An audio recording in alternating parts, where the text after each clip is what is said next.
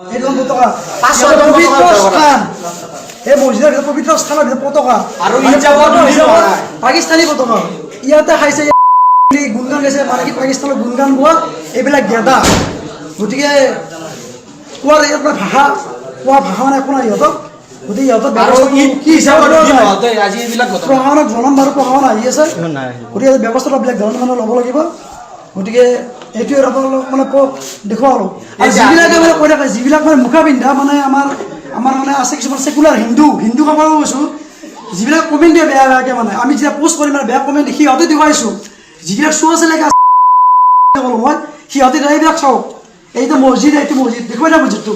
এইটো হৈছে মছজিদ আৰু এই মছজিদত পাকিস্তানী পতাকা এই যিবিলাক গেদাবিলাক যিবিলাক হিন্দু কিছুমান আছে সিহঁতক কৈছোঁ চাই লওক এইবিলাক আৰু কি কমেণ্ট দিয়ে সিহঁতে দেখা যাব